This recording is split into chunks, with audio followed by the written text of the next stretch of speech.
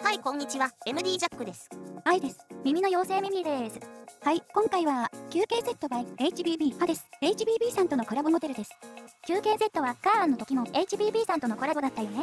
そうね、カーンもハデスも 2TT モデルなのに。ハデスの読み方はどうする？ハデス、ハーデス、ヘイティーズとかあるけど。ハデスでいこうか。冥界の王の名前がモデル名なのか？重たい音がするのかな？それはお楽しみということで。パッケージ内容は、まず外箱。で、これを開けて。さらにこれも開けて。はい、出ました。ハデス。ケース、メダル、イヤーチップ、ケーブル、カーンのパッケージ内容と同じ感じね。メダルは、食べられないよね。メタル型のチョコだと思って食べてみれば？本気にするからやめときなって。まあ、冗談はさておき。ケーブルは 5M、OFC ケーブル。使い勝手は悪くないけど、普通かな。音収録はこのケーブル使ったんだよね。そうだよ。リスニング時はリケーブルしたけど。価格が大体7000円台なのね。気に入れば高くないかな。外観、特にフェイスプレートは素敵。きらめくギャラクシーパネルっていうのね。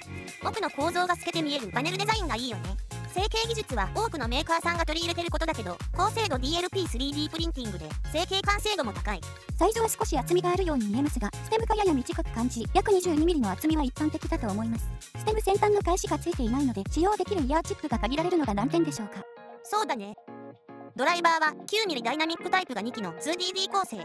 振動板は LCP リキッドクリスタルポリマー。カーンとはドライバーの数は同じだけど口径が違うのね。9mm が2機ってきっと狙いがあるんだろうね。音の出口に向かって音響伝導管も工夫されてるようね。この辺りの調整とかフェイスプレートのデザインの良さを考慮するとエントリーモデルにはないこだわりを感じるね。だから価格が7000円台ってこと？まあそうかな。さて音質面ですが、まずハデスのシングル波形から見てみましょう。低域すごくない？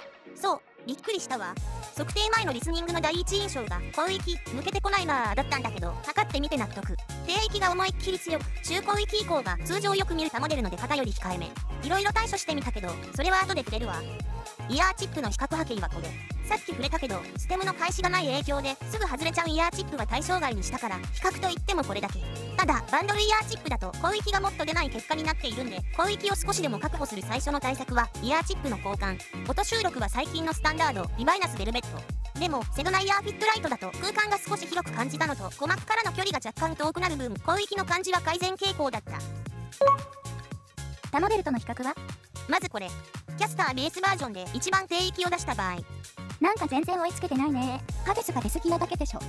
広域の出方もだいぶ違うよね。次はこれ。カーン。同じ HBB とのコラボモデルなのに全然違う。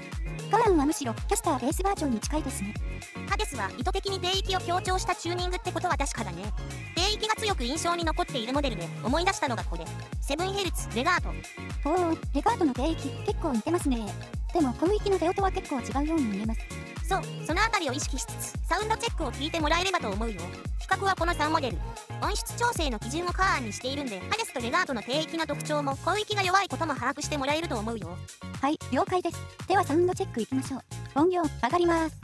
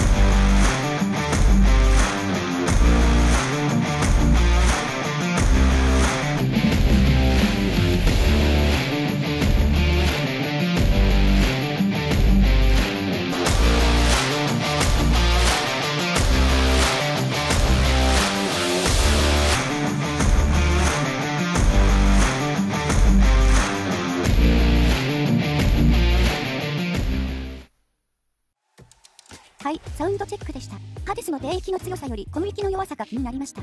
レガートは2から5キロは一番弱いのに5キロ以上の出方のおかげか小域結構普通に聞けました。レガートは3曲目のキックを聞くとハデスよりしっかりしたアタックになっていたのが印象的だったわ。低域の質感の違いはこの辺りの出方の差もありますか？量感はハデス、質感はレガートっていう印象でしたけど。そうだね。まあレガートは価格が倍ぐらい違うから単純比較ではハデスがかわいそうって気もするけどね。カーアンの攻撃がちょっときつく感じたぐらい他にモデルの攻撃が弱めなのは波形通りってことね。そうだね。ハデスを数日バーインしてみて多少攻撃が出る傾向にはなったけど波形上の変化は見られず、自分の耳が鳴らされちゃったかな。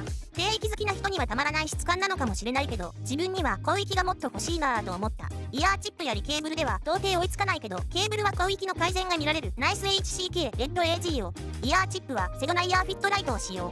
その上でやっぱり広域は EQ 使うしかないなぁと思ったんで調整してみた。こんなセッティングで自分の耳には合う感じになったよ。今回は低域は触らないんですね。そうだな。低域を絞るとせっかくの特徴が台無しになっちゃうから普段は EQ は絞る調整を基本とするけど今回は漏れの中心にしてみたよ。ハイシェルフを使って2キロ近辺以降の広域全体を持ち上げ10キロ付近の深い谷をやや和らげた。ナウシカ出ておいで。だから谷つながりでナウシカ呼ぶのやめなって。それに迷子の猫探してるみたいじゃない。軽いジョークよ。話戻すよ。初めは左のグラフでいいバランスに感じたんだけど慣れてくるとあまり盛らなくても右のグラフのような出し方で良くなってきた。なるほどね。もし EQ で調整しないとしたらどんな人に向いているのかな。ベースヘッドでウォームな質感というのは伝わったと思うんで普段どのモデルを聞いても広域がきついんだよなって思っている人には合うんじゃないだろうか。逆に感触系で広域がスカッと抜けてくる音質が好きな人には全く向かないね。ジャックさんはどうなの？以前に比べて低域が多めに欲しくなってはいるけどそれは広域もしっかり抜けてくれることが前提。ハデスはウォームだから個人的には苦手。モデル名の通り明快のダークなイメージを連想できるといえばできるけどね。毎年数えきれないほどイヤホンのニューモデルがリリースされる中みんな同じようなチューニングの傾向では面白みがないしいろんなチューニングのモデルがあっていいはずでハデスはかなり低域に振り切った特徴あるモデルということになります。ベースヘッドでウォームな質感が好きな人は検討してみてもいいと思います。ということで QKZ と HBB のコラボモデル 2DD ハデスのレビューでした。ではまた次の動画で。ご視聴ありがとうございました。MD ジャックチャンネルはイヤホンレビューを音と波形た言葉で表現します。チャンネル登録お願いします。